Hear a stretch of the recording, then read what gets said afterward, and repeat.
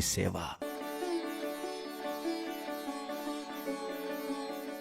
వివిధాలు, విచిత్రాలు, సుగంధాలు, రమణీయాలైన పుష్పమాలలతో శ్రీవారికి వస్త్ర రూపంగా, ఉత్తరీయ రూపంగా, ఆభరణ రూపంగా, కిరీట రూపంగా, శంఖచక్ర రూపంగా శ్రీవారి తిరుమేనును అంతటా పుష్పమయంగా అందంగా అలంకరిస్తారు.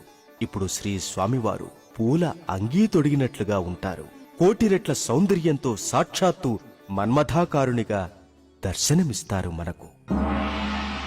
ప్రతి గురువారం నాడు పూలంగిని ధరించిన శ్రీ స్వామివారిని సేవించి శ్రీ స్వామివారి ఆశీస్సులకు పాత్రులవుతూ ఎందరో భక్తజనులు తన్మయులు, కృతార్థులు అవుతున్నారు.